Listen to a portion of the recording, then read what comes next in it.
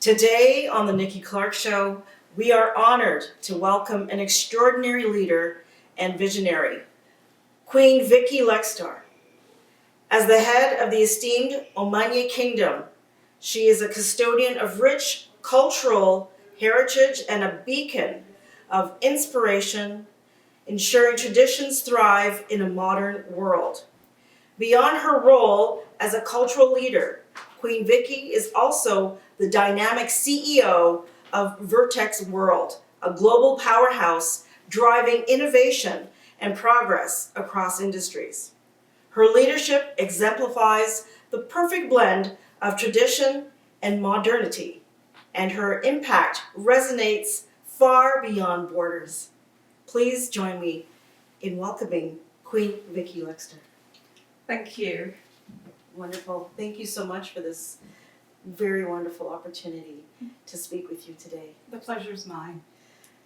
I am very humbled and honored to be here. And I was reviewing your bio, Your Majesty, and I feel that you are so well-rounded in so many aspects of what you do. You're a monarch. You have many responsibilities. You're a mother. You're a community leader. You are a role model to so many women.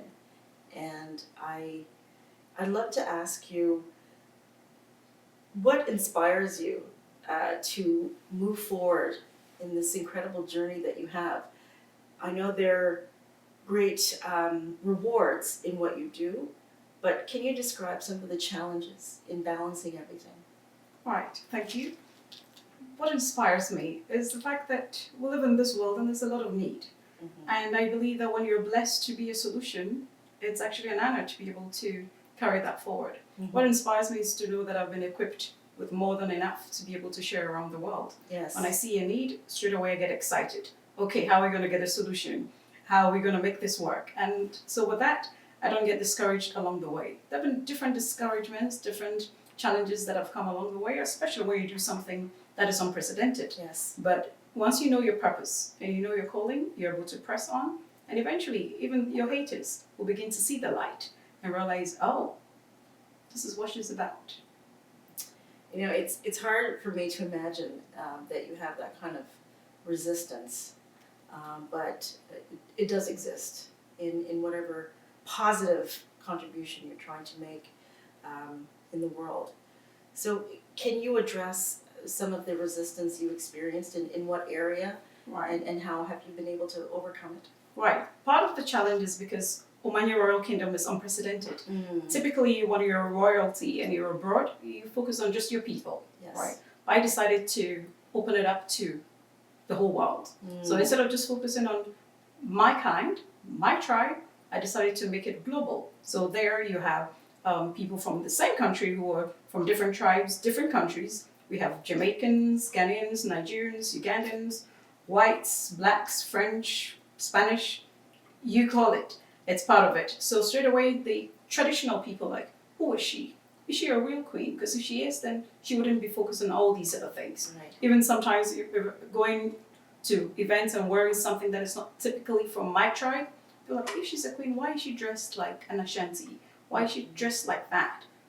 But they don't understand that I represent everyone. Everyone. I am not about division. Omanye Royal Kingdom is about bridging the gap, bringing people together as one, and serving humanity. So there's been a lot of resistance on that side, and so you have people who say, oh no, she's not one of us. Mm-hmm. Well, I'm not one of any particular people. I am one person that God has made to be there for humanity. Excellent. Thank you so much. You represent us all so beautifully. Thank you. May I say. Thank you. You know, can you share the history and the cultural significance of the Omanye Kingdom? Right. So I come from Ghana, typically the Dawona royal family from Osu, Accra, and also my dad's side, the Okamachi royal family. And so that's the root of my tradition. So again, as I mentioned earlier on, so instead of focusing on that, we decided, okay, we're going to open this up. For my childhood, I've always wanted to take what I have and make something bigger out of it. I don't just, want to keep to the status quo.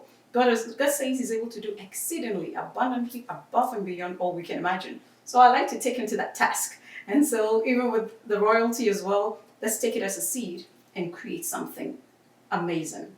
And in the process, I've learned so much, because otherwise you're only used to your culture, your way of doing things, and everybody else's way of doing things is not right. Because maybe for us, using your right hand is respect, using your left hand is disrespect from where I come from. But other places is the opposite, right? So understanding, okay, right, just because I think this way doesn't mean that is the standard. So in the process, I've learned a whole lot. Too many times people focus on what we don't have in common, where we're different. But I like to focus on what do we have in common. And it will amaze you to see how in different cultures, we have so much in common. Black, white, Asians, and all that. And that's what I like to focus on. So we're able to build one strong kingdom and serve humanity, giving voice to the voiceless and courage to the weak. Fantastic. We have more that brings us together than sets us apart. That's right. What initiatives have you introduced to preserve and celebrate the traditions of the Omanye Kingdom? Right, so some of our initiatives are basically around education, healthcare, leadership training, women empowerment. And through all these initiatives, we find a way to actually introduce the cultures into it. Yes. Too many times people let go of their culture so quickly, especially in this modern age where they think the culture is not important. It's an archaic thing. I let them understand the beauty of our culture. Really, that's who we are. And we understand who we are, we're able to operate from there. It doesn't matter which country you come from, there is a culture that is treasured. We're able to bring them up to that place to understand, okay, some things may need to be changed to be able to suit the modern times, while still preserving the richness of that true heritage. And so in all the things that we do, we find ways to blend in the culture. So for example, I'm wearing kente that is from Ghana. A few weeks ago, I was in East Africa. Now, but there, the royals wear leopard skin. So what did I do? I got the same leopard skin and I made outfits, my style, out of their leopard skin. So again, showing people, wow, you can actually make something beautiful. You don't have to just stick to the same old style if that doesn't suit you. Or you're still respecting that fabric, but still doing something beautiful with it. So I like to go to places and blend in with their culture and be able to reach the people to understand you have something beautiful. So you go, you embrace the culture, but still not changing your own individuality. Oh, not at You all. blend the two. Not at all. Yes. Being all things to all men, right? So I really love where I come from. I'm not changing that, but I love to respect where you come from and see how we can actually work together. And that's how we do things. So in different aspects of culture, we like to do that. One of our initiatives being having a competition on different regions. So for example, it's going to focus on math, English, science, and the local language. Usually that doesn't happen. It just focuses on these other academic topics. So for example, if I'm doing it in Yoruba land, it should be math, English, science, and Yoruba, right? Who's going to be the top in that too? Right. If I'm doing it in Accra, math, English, science, and Ga. If it's Ashanti, math, English, science, and Tree. So again, letting people understand the value in their local languages. Today, it's sad to see people who are born home and the children don't even speak the language because they speak English. That means they're elite. It's important for them to understand, speak both. It's great to learn the English and the French and all the other foreign languages, but don't let go of what you have. Don't let go of what you have. And how many languages do you speak? Oh dear. Majesty. So, fluently, English and Ga, and French, and a bit of different things. So almost everywhere I go, I learn a few phrases. So I can greet, so I can have basic conversation. So with that, it's actually numerous how many times I can, chip in something in Hausa, something in Europe, something in all the different places that we've been, including Pidgin. Yeah. Wonderful. So I'm going to ask you some questions about Vertex World, which is fascinating to me. So what inspired you to establish Vertex World, and what is its core mission? Right. So Vertex World is an intelligence performance organization. It's important to understand the fact that being a leader doesn't mean you've got all the answers. And when you're at the top, it's more difficult to reach out for help. So Vertex World focuses more on CEOs and top management positions, so we can help them. When they are stressed, unfortunately, all the work is done below get the stress. Yes. But we need to give them a way out. And sometimes even in building your own businesses, the traumas that lead to getting to the top, the challenges you face. And sometimes, unfortunately, when they get to the top, then they put all the aggression on others. Now I've reached where I couldn't. They need a way out to be healed from that trauma, to be able to function better, to be able to even serve their employees even better, to get better results. So part of what motivated me to start Vertex World was because of the same challenges I faced. One of the things I said many years, decades ago, was when I needed help with specific things. I was going through emotional stuff. I had lost my parents within a year. So much was happening. I said, God, I'm looking for help in this area and that area. Looks like this now. Make me that to others. So part of what motivates me is knowing that I've been there where I didn't get the help. So let me be that help for others. Excellent. And can you share a success story from Vertex World that reflects your leadership vision? Well, there are many stories. One that comes to mind is this CEO that we started working, and a lot of what I do with Vertex World is strictly confidential. But he had gone through so much trauma. He had gone through so much, and unfortunately was reflecting on his business. It's easy to blame your employees, but when you're not directing right, sometimes employees are almost too nervous to even take initiative. So we started working on his past traumas, different things from childhood to adulthood, and there was a pattern. Once we were able to deal with the root, his way of thinking became different. We restructured his whole setup, and within a year, he tripled in his gains.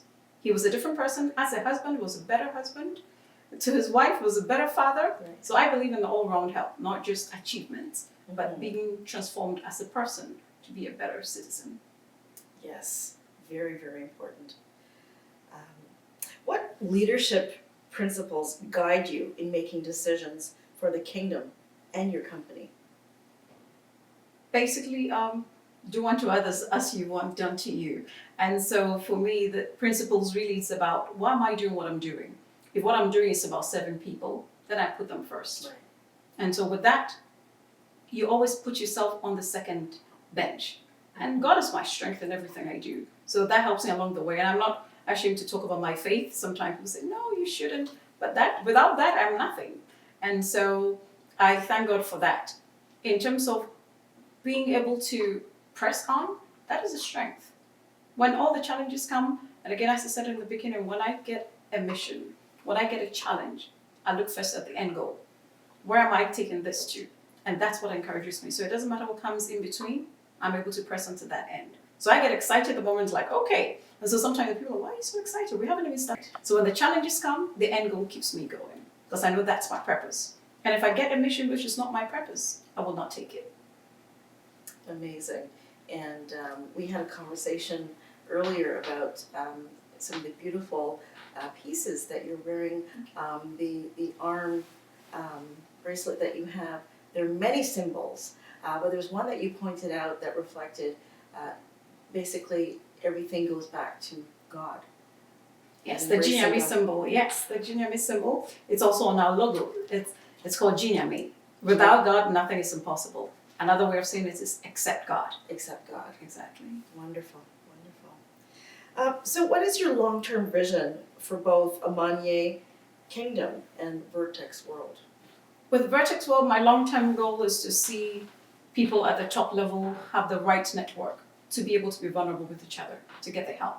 Because sometimes at the top, it's not easy to be vulnerable because you're leading people that you're supposed to be taking care of, so it's not time to put your head on their shoulders. But once you create that network, you're able to reach out, lean on each other to have that strength to support one another. With Omanye Royal Kingdom, the vision is incredible. We're this global kingdom where people from all, we are opening different embassies in different countries. Right. So we are actually able to bring humanity to that place of oneness. If you're able to achieve that, that's important. Of course, not everybody's going to be part of it, but as many as are able to be part of it, that will be amazing to turn the world in a wonderful place. Right now, it's division that's destroying so much that we have. I am, even in the same country. No, I'm a God. Oh, I'm a tree. So, we're not the same. how much more different countries? Oh, you're black, you're white. And that's one thing in my kingdom. Color is not an issue. So even though they're different colors, we're one people and we understand that. Yeah. And so I want this to spread across the world and where we're able to be each other's keeper. Yes. Then we don't have to be afraid. Absolutely. Absolutely. How do you prioritize sustainability, social responsibility, or community engagement in your projects? It all depends on if what I'm being called to do is in alignment with our vision. And if it does, again, in terms of checking which one comes first, it's about the importance of it. Is this actually going to serve the people? Is this actually more important than the other? To sustain it, we're empowering the people to be able to sustain themselves. And we really want to have an impact where we're changing lives all over the world. Right. So we have to now get the people ready to be able to be self-sustainant. Otherwise, there's only so much we can do. And we're getting partnerships and collaborations, and that makes the work so much easier. Because our motto is together we build. Absolutely.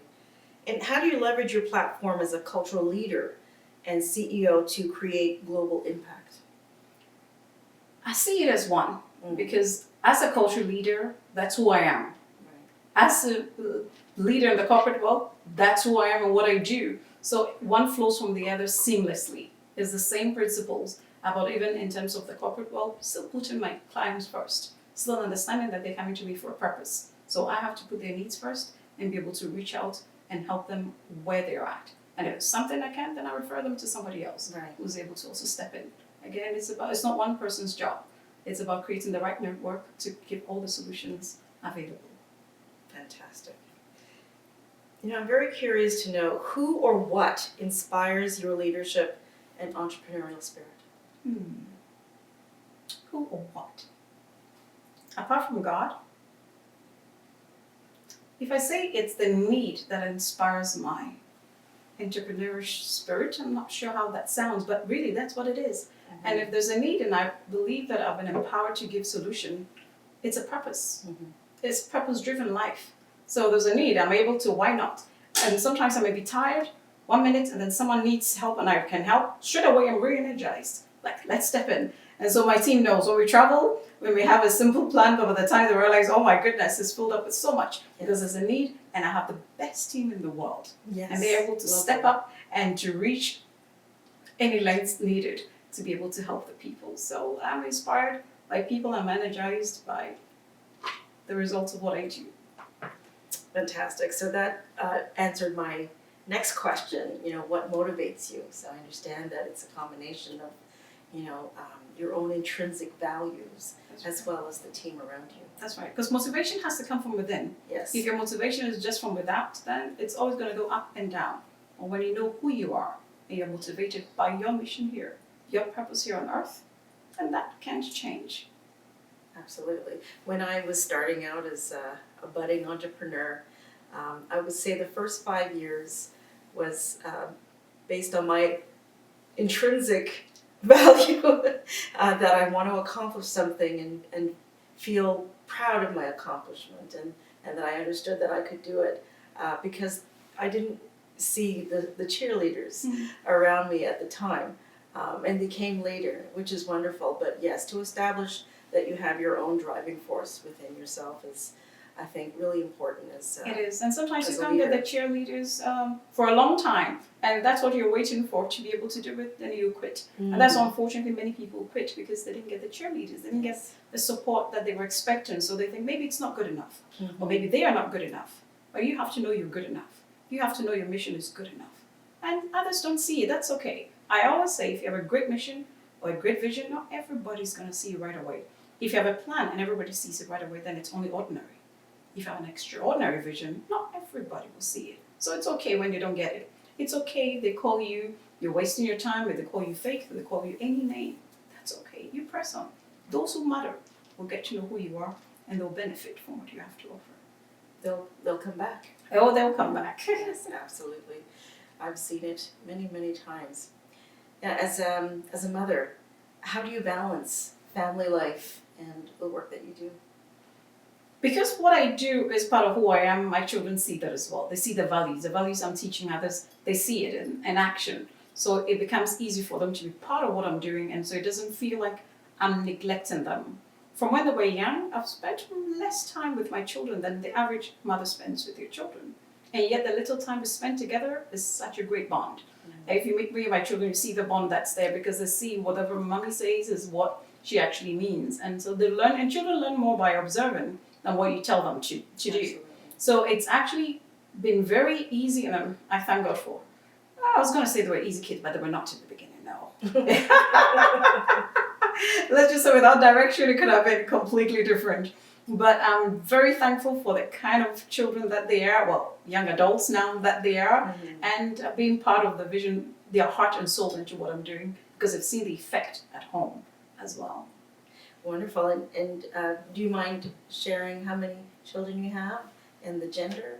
Right, so I have 2 biological children and 4 adopted kids. Oh, wow. Yes. Big family. Yes. A blended family. I recently adopted a baby in Uganda. Oh, did you? Yes. Lovely. And can you tell me a little bit more about the baby? About the baby. So it was interesting. I was with other royals. We had gone to a clinic in Uganda, and we had gone to. It was in a underprivileged area, and I went back in there to check on something I had done earlier, and I saw this mother, 2 mothers, and their babies, and they were waiting to see the doctor, but they didn't have money. So I thought, okay, I'm going to support them to pay their hospital bills that day.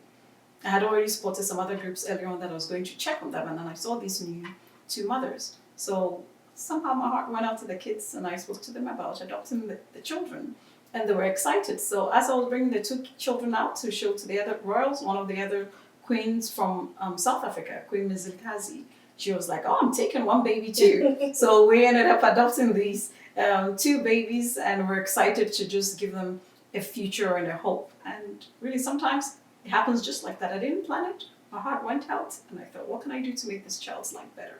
That is wonderful. That is absolutely wonderful. How do you stay? I think I'm going to ask another question. What advice would you give to aspiring leaders who want to make a difference in both cultural and corporate spheres? Well, first of all, understand your culture. Understand what it is that you're representing. Because when you don't understand what you're representing, then you get caught in all the ifs and buts and oohs. But once you understand it, you're able to connect it with what you're doing as a leader, and you're able to flow naturally. I believe that when we don't perform, but we just live out our truth, it's easier to sustain. When you're performing, then there's a difference between the you at home, the you at office, and the you being cultural. And that's where the problem comes in. But anyone who knows me know, whatever you see is, I am who I am, wherever. It's the same, might be a different topic, but it's the same core, the same principle, and the same person. So I always say, find yourself first. Establish yourself. And then the rest comes easier, and it's not a burden. Otherwise, it becomes a heavy job. Yes, it becomes a burden, as you mentioned, because when you're performing, you're always tailoring your performance based on your audience, and that could be very, very much a pressure. Oh, yes. Yes, so that's why I try to stay as authentic as possible. Exactly. Because there's no pressure in being yourself. Exactly. Yes. People may or may not like it, but that's okay. And that's okay. Not everybody will like you, and that's okay. And that's fine. I always say that whatever message of inspiration I share is just wherever the message lands is all that's important to me. It's not about 50 million views. It's about 1 or 2 people that is going to set that trajectory in the motion that it should be for their lives. That's important to me. I would love to know of your children, or maybe the team that's around you, who do you think is closer to you in terms of the type of woman you are? Do you see a monarch in making, very close to your personality or your drive? Do you recognize that in anyone around you now? Well, yes. So Some similarity? Prince Alvin is the heir apparent. Yes. And a lot of times when we're having meetings, I'm like, okay, he sounds so much like me. And yes, he's well groomed and well able to take on the task, and they're both working alongside with me at the moment in different capacities. and it's amazing. Amazing, Yes. amazing. And the monarch, I'm sorry, your son's name? Prince Alvin. Prince Alvin. Mhm. And is he in any particular field of maybe business, or what is his background, education? Business and economics. Business and economics. Yes. Okay. And is he in the business that you've established, Vertex World? He is part of that, but now he's also venturing into other things. Right. Recently, he's got a new position as president of Soul XR. It's an innovation business, so he's climbing. He's climbing. Yes. Wonderful. Mhm. And his brother, the same? His brother the same. He's also studying business, international business management, and Okay. he's also very active in the kingdom and taking on everything with stride. That is excellent. I guess a final question, and I hope you don't mind me asking you this. Sure. Sometimes I ask questions intuitively, but if you could speak into the audience lens and share inspiration to maybe a young woman who needs some encouragement. Have our times when we're feeling on, and then sometimes it's just one of those days where we need someone to pick us up. What words of encouragement would you share, Your Majesty? Well, I'll say, young lady, you're not alone. Sometimes you may be going through stuff that you feel like nobody understands, but there may be more people that understands than you think. Always reach out for help. If you don't know where to go to omanye.org. Write to us. We'll give you the right platform and the right people to support you. But even look in your neighborhood. Look within your community. If there's no one, there's always someone somewhere. Don't be afraid to reach out for help, but be encouraged. Whatever is letting you down, whether it's family pressures, school pressures, and I know there's a whole lot that young people go through today. Please reach out for help. You're not alone. When you're strengthened, you can strengthen others as well and bring them along. God bless you. Your Royal Majesty, I thank you again for this incredible opportunity to speak with you, to learn from you, and I really enjoy your wisdom. And I hope we can have another conversation again. Absolutely. It's a pleasure. Thank you so much. You're a very, very wonderful woman, and I'm so honored that God brought us together. Together, let's change the world and make it a better place. Amen to that. Thank you so much.